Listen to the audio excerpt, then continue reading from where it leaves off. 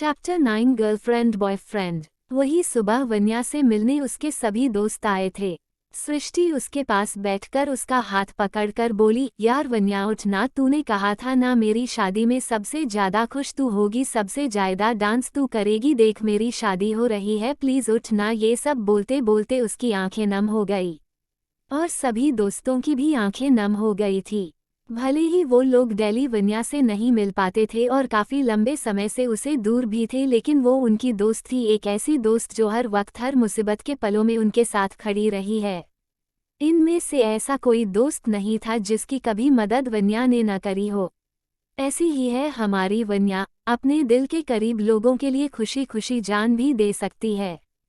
तभी एक दोस्त ने माहौल हल्का करने के लिए कहा, अरे क्या सेठी हो गए हो सब, देखो वन्या अभी नींद में आराम कर रही है, वैसे तो कोई उससे आराम करने नहीं देता, तो अब करने दो उसे आराम। एक बार जाग गई ना तो फिर सबकी टेंशन अपने सर ले लेगी, सबकी समस्याओं के समाधान देने लगेंगी। ये सुन सब हल्का सा मुस्कुरा दिए। तभी नज़ा गई, उसने उन सब को देखकर कहा, आप जा सकते हैं, अब मरीज को आराम करने दीजिए। ये सुन सब एक नज़र वन्या को देखकर चले गए। 2 मिनट बाद ही लक्ष्य अंदर आया। उसकी आंखों में आंसू थे जिन्हें वो बहुत देर से रोक रहा था। उसे देख नज़ ने कुछ कहना चाहा, उससे पहले ही लक्ष्य बोला, बस 2 मिनट प्लीज। ये सुनकर नज़ बाहर चली गई। लक्ष्य वन्या का हाथ पकड़कर बोला, तुम चाहती थी ना मैं मूव ऑन कर जाओ, तो कर जाऊंगा मूव ऑन, बस एक बार उठकर मुझे माफ करके गले लगा ले, बस एक बार, मैं वादा करता हूँ फिर कभी मैं तुम्हारे सामने नहीं आऊंगा। ये सब बोलते हुए लक्ष्य रो पड़ा। तुम्हें बहुत भरोसा है न तुम्हारे रब पर, उन्हीं के पास जा रहा हूँ और तब तक वही रहूंगा जब तुम ठीक नहीं हो जाती। वैसे भी तुम्हारा एहसान है मुझ पर मेरी जान बचने का, अब गुस्सा होकर लड़ना मत मुझसे कि एहसान चुका रहा हूँ। नहीं, इतना महान नहीं हूँ मैं, बस जिसने मेरी जान बचाई, जो मेरे लिए सबसे लड़ी, उसकी सलामती मांगने जा रहा हूँ। इसके बाद लक्ष्य चला गया। वही समक्ष अपनी बिजनेस मीटिंग में था और कॉन्फ्रेंस के जरिए उसके सभी दोस्त भी इस मीटिंग में मौजूद थे। मीटिंग के खत्म होते ही जीवन इसी ग्रुप का एक दोस्त समक्ष से पूछा, तू वापस कब आ रहा है? समक्ष ने जवाब दिया, जब तक यहाँ का काम खत्म नहीं हो जाता। फिर जीवन ने कहा, और भाभी का क्या? समक्ष ने एक्सप्रेशन लेस होकर कहा, उसे होश में आने में वक्त लगेगा। फिर अर्पित बोला, और उसके बाद समक्ष जो तय हुआ है वही होगा। फिर अरहान बोला, पर भाभी की हालत अभी वैसी नहीं है, उन्हें प्रॉपर रेस्ट की जरूरत है, प्रॉपर ट्रीटमेंट की भी, और जो तूने सोचा है उसमें भाभी का प्रॉपर ट्रीटमेंट तो छोड़, प्रॉपर रेस्ट भी नहीं मिलेगा, उनकी हेल्थ के साथ रिस्क नहीं ले सकते। समक्ष ने अपना सर पीछे करते हुए कहा, उसे मजबूत बनाने का यही तरीका है। जिस जगह मैं हूँ वहाँ कमजोर लोगों की जरूरत नहीं है। ये सुनकर सब चुप हो गए। वही वन्या अपने सपनों में एक कदम और आगे बढ़ गई। फ्लैशबैक, वही करनाल में सब पार्टी की व्यवस्था हो गई थी, बस अब इंतजार था तो बस वन्या का। वही कार में सिद्धार्थ ने वन्या से पूछा, सब संभल लेगी ना, और कोई भी समस्या हो तो बस एक कॉल कर दियो, मैं तुम्हारे साथ रहूंगा।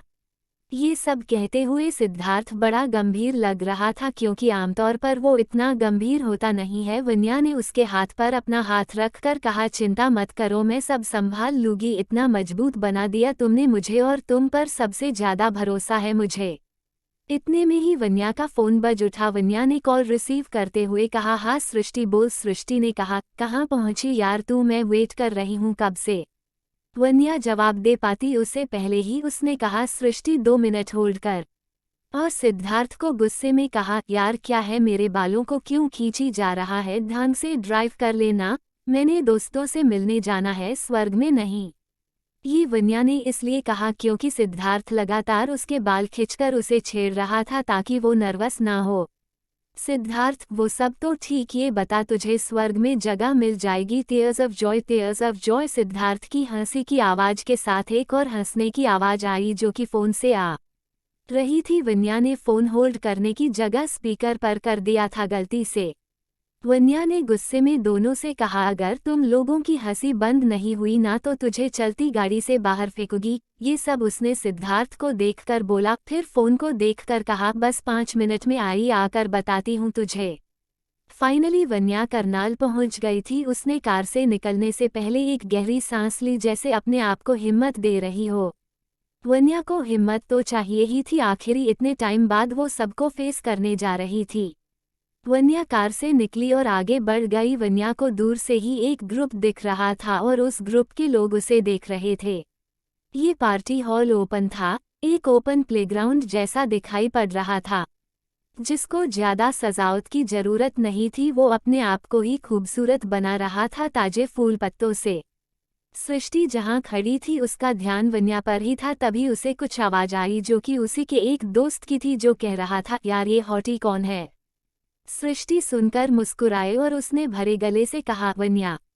वन्या का नाम सुनकर वहां जितने भी मौजूद थे सबके मुंह खुले के खुले रह गए। उन्होंने लाइफ में इमेजिन नहीं किया था कि वन्या ऐसी दिखेगी, कभी इतनी स्मार्ट, आत्मविश्वासी और सुंदर। वन्या जब इनके साथ पढ़ती थी तो बहुत अलग थी, चुपचाप रहने वाली, ज्यादा किसी से बात ना करने वाली एक ओवरवेट लड़की। इन सब के बावजूद वन्या आसानी से नजर आने वाली पर्सनैलिटी कैरी करती थी। लेकिन अब वन्या ना तो चुपचाप रहती थी, ना अब वो ओवरवेट थी। अब उसे देखकर लोग शायद उसे अंडरवेट कहेंगे। वन्या चलकर सबके पास आई, तभी सृष्टि रोते हुए अपने घुटनों पर बैठ गई। वन्या ये देख भागकर आई और सृष्टि को अपने गले से लगा लिया। सृष्टि उसके गले से लगकर और जोर से रोने लगेगी। वन्या उसे संभालते हुए खुद के हल्के हल्के आंसू पोंछते हुए बोली, यार ये क्या, ऐसे स्वागत कौन करता है। इतने समय बाद आई हूँ, सोचा थोड़ा पप्पी झप्पी देगी, तू तो रोने लगी। और तुझे पता है बर्थडे गर्ल को रोना नहीं चाहिए आज के दिन। ये सुन सृष्टि ने उसे और कस के गले लगा लिया। वन्या फिर बोली, इसीलिए बुलाया था ताकि तू रोए, इससे बढ़िया मैं आती ही नहीं। और सुन ले, अब भी तू चुप नहीं हुई ना तो मैं रोने लग जाऊंगी, फिर मुझे कोई चुप नहीं कर पाएगा। सोच समझ कर रिस्क ले। ये सुनकर सृष्टि उसे हल्का पंच करके बोली, तू आज भी नहीं बदली यार। फिर वन्या ने कहा, और न बदलूंगी। वन्या ने सृष्टि को कुर्सी पर बिठाया और उसके आंसू पोंछने लगी। तब किसी ने वन्या को कंधे से खिंचा। वन्या एकदम से पलट गई, देखा तो वो सिद्धार्थ था जो टिश्यू से उसके आंसू पोंछ रहा था। वही बाकी दोस्त ये सीन देखकर शॉक हो गए, क्योंकि वन्या इतने क्लोज किसी इंसान के नहीं थी, सिर्फ एक को छोड़कर। वही वन्या ने सिद्धार्थ को देखा, फिर कर कहा, तू गया नहीं अभी तक। तो सिद्धार्थ बोला, कैसी गर्लफ्रेंड है तू, अपने बॉयफ्रेंड को भगाने में लगी रहती है। मैं तेरी जान से प्यारी दोस्त को विश करने आ रहा था, पर फिर तुझे रोता देखा तो और जल्दी आ गया। ये सब कहकर उसने दांत दिखा दिया। वन्या ने उसे इग्नोर करके बाकी दोस्तों को देखा तो हैरान रह गए। आगे जाने के लिए बने रहे मेरे साथ सिर्फ। Chapter 10 reunion. सभी दोस्तों के मुंह खुले थे। तब वन्या ने कहा, अरे मुंह बंद कर लो, बहुत बुरे दिख रहे हो सब। वही सिद्धार्थ बोला, लेकिन मैं तुम सबसे स्मार्ट लग रहा हूँ क्योंकि मेरा मुंह बंद है। फिर सिद्धार्थ सृष्टि की तरफ देखकर बोला, हैप्पी बर्थडे मेरी गर्लफ्रेंड की दोस्त।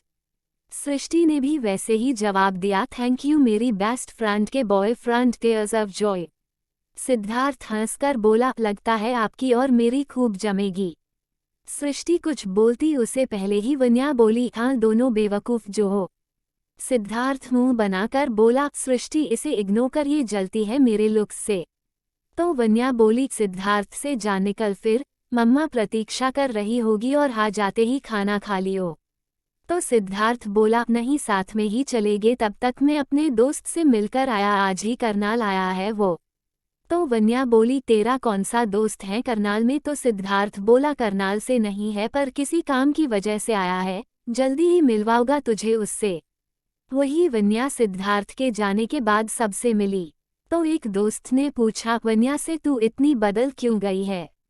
तो वन्या ने मुस्कान के साथ कहा, क्योंकि सब बदल गए थे, मुझे लगा अब मेरी बारी है। इस बात सब चुप हो गए।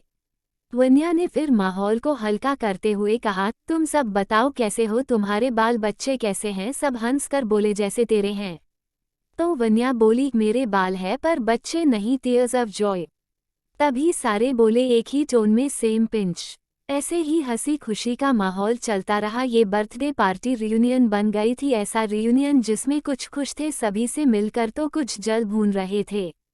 तभी सृष्टि का बर्थडे केक आया। सृष्टि ने कट करने ही वाली थी कि वन्या बोली, 1 मिनट पहल विश तो मांग ले। तो सृष्टि ने कहा क्या मांगू यार, तू मिल गई तो सब मिल गया। वन्या ने उसे गले लगाकर कहा चल चल इमोशनल ना कर, मैं विश मांगती हूँ तेरे बदले। वन्या आंखें बंद करके स्माइल करते हुए कहा रबा तुम सबको दुनिया की सारी खुशियाँ दे। तो गौरांश बोला ये क्या बर्थडे सृष्टि का है, विश उसके लिए मांग। तो वन्या बोली तो क्या हो गया, उसकी खुशियाँ तुम सबसे से है तो तुम खुश हो तो वो खुश। फिर सृष्टि ने कहा और अपने लिए क्या मांगा, अपनों की बलाए। वन्या हंसकर बोली। ये सुनकर लक्ष्य ने धीरे से खोए हुए अंदाज में कहा कितनी खूबसूरत बला है। फिर सृष्टि ने केक कट किया और सबने उसके ऊपर हमला बोल दिया केक से। सृष्टि भाग रही थी पर फिर भी सबने पकड़कर उसे केक से रंग दिया। अब सब केक मस्ती करने के बाद पहुंच गए अपने आप को साफ करने। इन सब में वन्या के गालों पर बस हल्का केक लगा था, इसलिए उसने आखिरी में जाने का सोचा। वन्या पानी से मुंह धो ही रही थी, किसी ने एक मग पानी का उसके मुंह पर उड़ेल दिया। ऐसा करने से वन्या के लंबे बाल भी हल्के थोड़े भीग गए। जब वन्या ने आंखें खोलकर देखा तो वहीं पर उसके दोस्त तरुण, मंजीत और लक्ष्य थे। वन्या ने घूरते हुए कहा सुधर जाओ, खामखा बाल गिले कर दिए।